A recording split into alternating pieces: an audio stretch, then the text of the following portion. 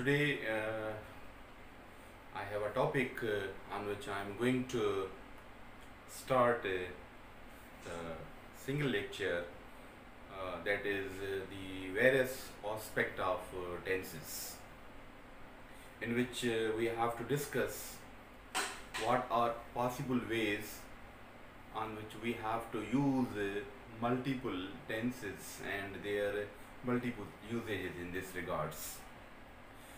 Prior to this one, I have told you multiple concept of tenses, especially in conjugations. असां हिकिड़ा conjugations ठाहियासीं हिकिड़े sentence के या वर्ब के मुख़्तलिफ़ एक्टिव ऐं पैसिव जे टेंसिस में असां मुख़्तलिफ़ उन्हनि जा इस्तेमालु कयासीं. सो डियर स्टूडेंट, मुंहिंजे चवण जो मक़सदु इहो आहे त टेंसिस जा मुख़्तलिफ़ आस्पेक्ट आहिनि ऐं असांखे उन्हनि में कॉन्जुगेशन जी माना मुख़्तलिफ़ ज़रूरत आहे. हाणे जेको असांजे लेक्चर जो सेशन हलंदो उन में ज़्यादातर इहो ई आहे त टेंसिस जूं पॉसिबिलिटीज़ कहिड़ियूं आहिनि ऐं टेंसिस में कहिड़ी कहिड़ी क़िस्मनि जूं रिक्वायरमेंट आहिनि, उन्हनि जा वॉइसिस कीअं ठहंदा आहिनि ऐं वॉइसिस जा केतिरा क़िस्म आहिनि ऐं वॉइसिस कीअं ठहनि था पिया. हिन जा बि तक़रीबन असां वटि 25 ऑलमोस्ट काइंड्स आहिनि, उन्हनि ते डिस्कस कंदासीं. ऐं अल्टीमेट जेको ही टेंसिस जो सिलसिलो हले थो पियो, इन सां गॾु सेंटेंसिस जो बि सिलसिलो हलंदो, जंहिंमें असां सेंटेंस जी स्ट्रक्चर कीअं ठहंदी ऐं उन खां पोइ वरी असां नरेशन ते ईंदासीं. सो ही चंद लेक्चरनि जो हिकिड़ो सिलसिलो हलंदो जंहिंमें असां मुख़्तलिफ़ डिस्कस कंदासीं. So today I want to highlight one thing more. Helping verb and main verb play a very great role, especially in tenses. Helping verb is divided into two classifications. One is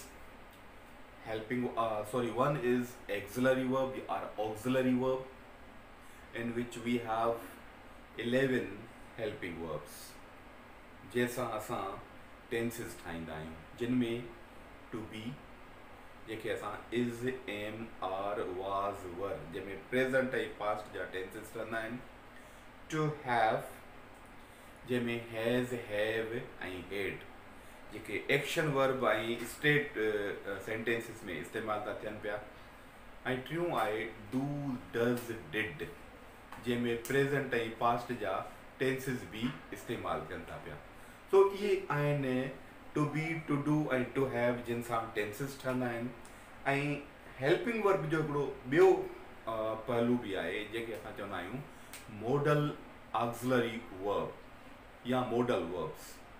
इहे modal verbs तक़रीबन जेके खणंदा आहिनि, present खणंदा आहिनि ऐं passive ठाहिण लाइ विच में बी इस्तेमालु थींदी आहे. ऐं उन हर हिक जो हिकिड़ो अलॻि यूज़ेज आहे, उन में हिकिड़ियूं इंस्ट्रक्शन्स हूंदियूं आहिनि जंहिंमें असां इस्तेमालु कंदा आहियूं can, could, may, might, shall, will, would, could, should, need to, used to, going to, ought to, etc. These are almost 16, 17 modal auxiliary verbs are we have to even use in various ways, and how to have the aspect of that one. Today we have the single aspect of as we have the topic uses of present indefinite or uses of present simple, in which we have to discuss. We have today 7 almost aspect of that one, and we have to think about that. Today see, we have the first aspect over here is present indefinite tense as happens, or as the requirement is that we have, if we have subject singular, we will put s or as in verb, and when we are making negative we use does and does not, interrogative and negative. And when we have subject in plural, we use no, any, s or es in verb. We know all about this one.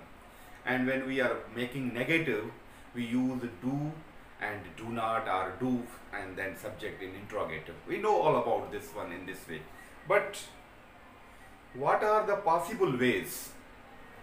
What are the possible ways to have the various aspect of present indefinite or present simple, in which there is 6 I have chosen, taken from various books, particularly to the Renan model. You must get the reference from that book. It is very interesting, informative, and will help you a lot in this regard. See, first aspect of present indefinite is to express a general truth.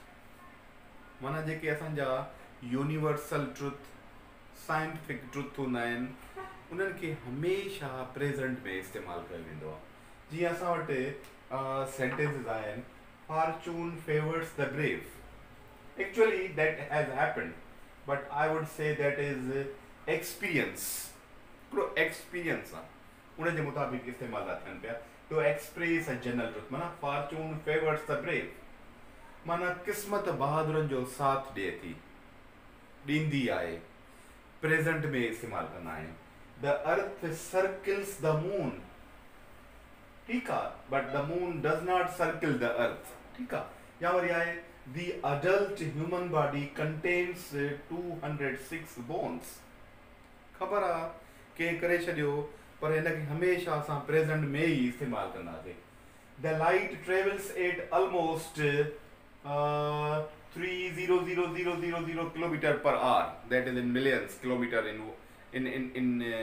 so this is what we call fact about the universal fact, and we use present simple in this regards.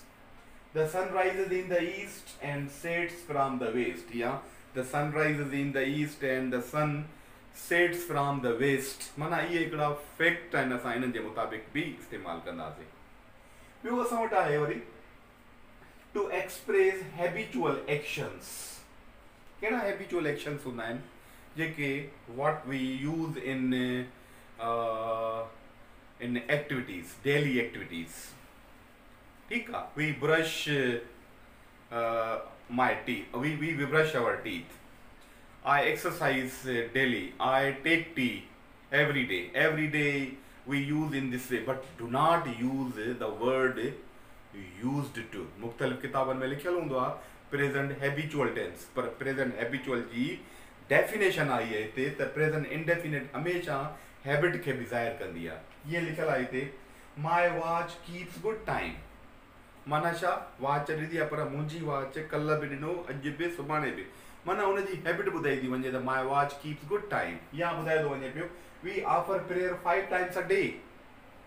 रोज़ करे थो पियो. माना उनखे असां जीअं निशानियूं हूंदियूं आहिनि त बाबा ही वर्ड में अहिड़े क़िस्म जूं हूंदियूं आहिनि, पर हिननि में चयो वेंदो आहे त मां हीअं कंदो आहियां, मां हीअं कंदो आहियां, मुंहिंजी हीअ एक्टिविटी आहे. माना उनखे हमेशह माना जेका बि एक्टिविटी हूंदी आहे, जेका रोज़ करे थो या नथो करे, उनजे मुताबिक़ इस्तेमालु कंदा आहिनि. Actually definition of present indefinite is that अहिड़ो वक़्तु जेको प्रेज़ेंट में ज़ाहिर थिए. माना उहो ईअं बि हूंदो आहे,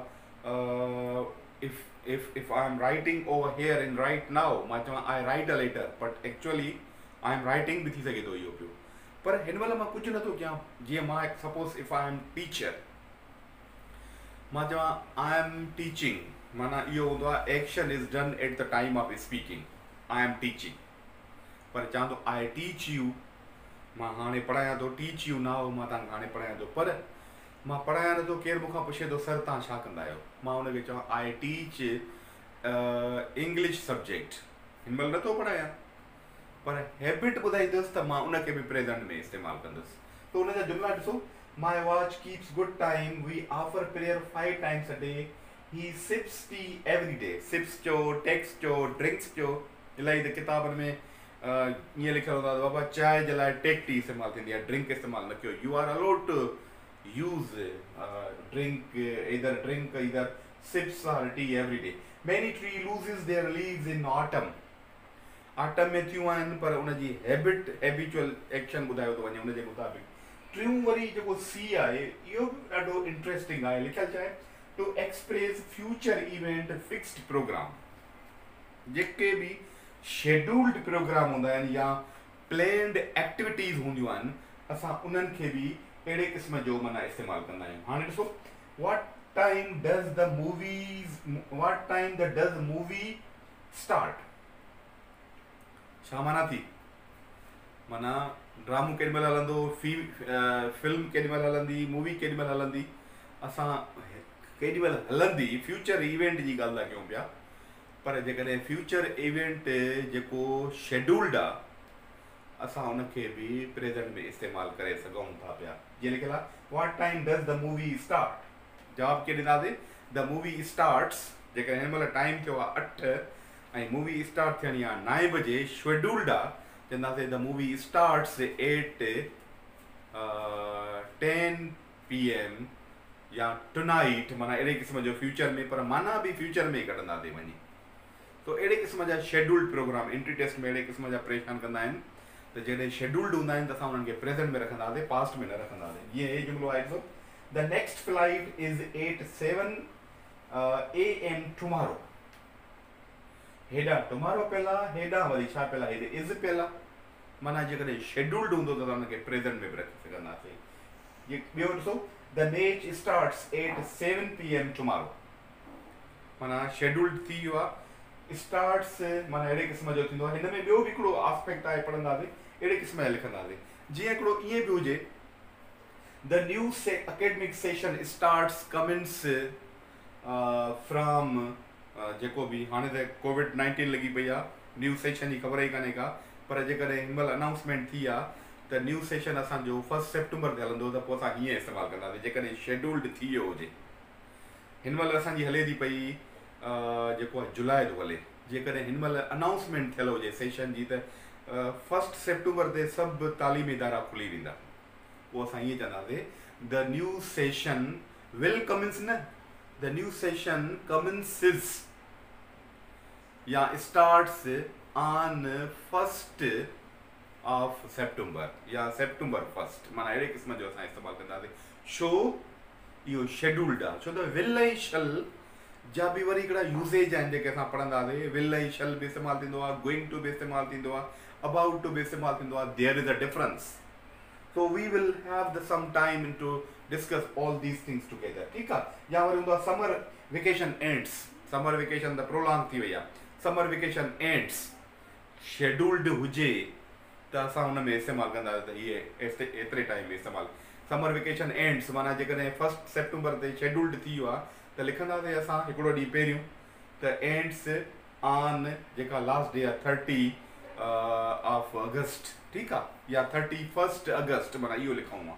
पर जेकॾहिं शेड्यूल्ड हुजे हा, but that is probability even up to now. ॿियो वरी अचूं अहिड़े क़िस्म जा माना इहे इस्तेमालु जेको असां हिकिड़ो डिस्कशन हिन ते बि करे चुका आहियूं। C present used instead of simple future, present tense, present tense used instead of simple future. Simple future माना जीअं हेॾे पढ़ियोसीं त फ्यूचर जी ॻाल्हि हूंदी, इवेंट माना लॻंदो आहे त फ्यूचर जी ॻाल्हि आहे, माना बि फ्यूचर में निकिरंदी, पर हेॾे बि फ्यूचर जी माना थी निकिरे पई। जीअं लिखियलु आहे, इन क्लास ऑफ टाइम ऐं इन क्लास ऑफ कंडीशन।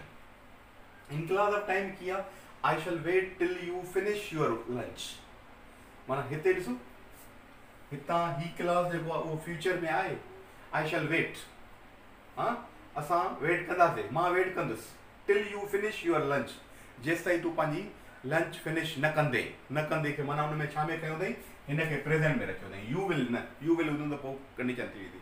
ॿियो तव्हां कंडीशनल सेंटेंसिस पढ़िया जेके इफ क्लास हुयो, फर्स्ट लेक्चर जेको अञा मां वरी रिपीट कंदुसि हुनखे अहिड़े क़िस्म जो, जंहिंमें इफ क्लास में असां वटि 4 टाइप हुयूं, 0 type, type 1, type 2, type 3, type 1, type 2, type 3। जंहिंमें टाइप 1 हुई हीअ टाइप जेका 1 हुई, हुन में छा हुयो, इफ इट रेन्स। हाणे हिन जी माना इफ जे करे, माना मां चवां आई राइट अ लेटर, मां ख़त लिखां थो, पर जेकॾहिं हुन जे अॻियां इफ इस्तेमालु कयो त फ्यूचर थी वेंदो। If I write a letter, ठीकु आहे, माना फ्यूचर में कढबी। हे बि ईअं आहे, इफ इट रेन्स, जेकॾहिं मींहुं वसंदो, छा लिखियलु आहे, we shall go out century. जेको ही जेको मेन क्लास हूंदो आहे उहो त फ्यूचर में हूंदो आहे, पर जेको इफ क्लास हूंदो आहे उहो प्रेज़ेंट में लिखिबो आहे, माना फ्यूचर में कढिबी आहे। साॻे तरीक़े सां वरी हे ॾिसो, अनलेस द कोविड-19 एंड्स, अनलेस बि माना शादी बराबरि हूंदो आहे, unless is equal to if not, ठीकु आहे। अनलेस द कोविड एंड्स, हिन जी माना ईअं बि थींदी, if the covid does not and, ठीकु आहे, माना अहिड़े क़िस्म जी थींदी। वी विल स्टे, माना अहिड़े क़िस्म जो जुमला बि माना जेके प्रेज़ेंट में आहिनि माना फ्यूचर में निकिरे, असां उन्हनि खे प्रेज़ेंट में इस्तेमालु कंदा आहियूं।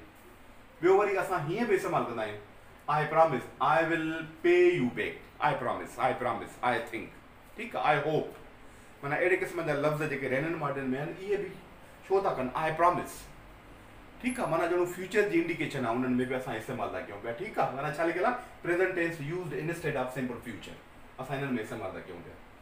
नेक्स्ट वरी जेको आहे छा लिखियल आहे, simple present is used to introduce quotes. तव्हां ख़ासि तौर ते जेके स्कॉलर्स हूंदा आहिनि रेफरेंस ॾींदा आहिनि गॉड जो, क़ुरान जो, प्रॉफिट जो, छा चवंदा आहिनि, क़ुरान सेज़, प्रॉफिट मुहम्मद सल्लल्लाहु अलैहि वसल्लम सेज़, प्रॉफिट 1400 साल पहिरियों ॻाल्हि कई, उनखे अञा सेज़ था चऊं, क़ुरान अॻु में एक्सप्रेस करे चुको आहे, उनखे अञा ताईं सेड था चऊं। जेके बि कोट आहिनि उहे कहिड़े बि मकतब फ़िक्र जा हुजनि, कहिड़े बि स्कूल ऑफ थॉट जा हुजनि, कहिड़े बि लिटरेचर जा हुजनि, लिटरेरी फिगर जा हुजनि, असां उन्हनि खे सेज़ में इस्तेमालु कंदासीं, वधीक बहितरु लॻंदो। सेड में हूंदा आहिनि, पर जेके इहे जेके क्लासिकल या हिकिड़ियूं परमानेंट शयूं रखियल हूंदियूं आहिनि उनखे असां प्रेज़ेंट में रखूं त उहो वधीक बहितरु हूंदो आहे। For example, Quran says, Allah says, God says, ठीकु आहे। पर हे ॾिसो जुमला ॾिसो, रूसो केरु आहे, जैन जेक्यूएस रूसो हिकिड़ो मशहूरु कोट ॾिनो आहे, man is born free but he is everywhere in chain, ठीकु आहे। या वरी एस.टी. कॉलरेज जो आहे, S T. Coleridge says, water water everywhere but not any drop to drink.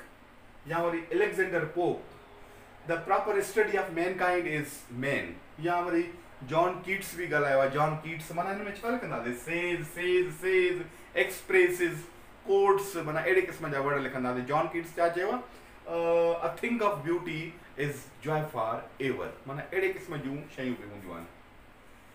Last one हिन में, नॉट लास्ट न आहे, हिन खां पोइ हिकिड़ो ॿियो बि आहे, used in newspaper heading breaking news, माना अहिड़े क़िस्म हूंदा आहिनि। हुन में छा हूंदो आहे, जीअं लिखियल आहे, प्राइम मिनिस्टर अराइव्स इन सखर टुनाइट, प्राइम मिनिस्टर अख़बार में लिखियल आहे, ईंदो बि राति जो, अॼु लिखियल आहे, माना हुनजे मुताबिक़ फ्यूचर में इस्तेमालु थिए।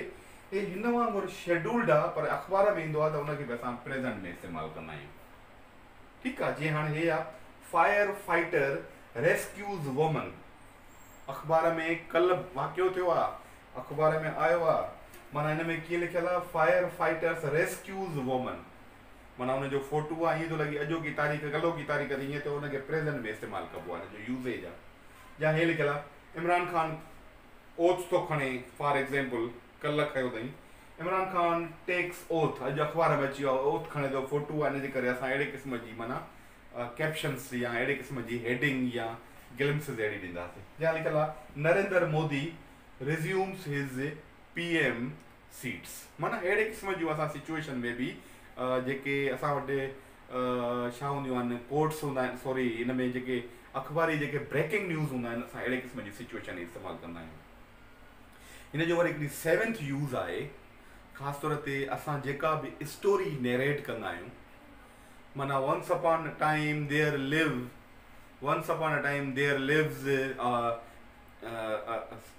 एनी एनिमल, माना उन्हनि जी जेका स्टार्टिंग कंदा आहियूं, ही वॉक्स, ही डज़, सॼो जेका स्टोरी खे असां प्रेज़ेंट में शो कंदा आहियूं, जेको पास्ट जी माना कढंदो आहे। हिन जो हिकिड़ो सैंपल मां रखां थो पियो, माना हिन में हिकिड़ी स्टोरी आहे, उनजो तव्हां उनखे बि पढ़िजो। माना अहिड़े क़िस्म जूं जेके नैरेटिव्स शयूं हूंदियूं आहिनि उन्हनि खे बि असां अहिड़े क़िस्म जो रखंदा आहियूं, ठीकु आहे।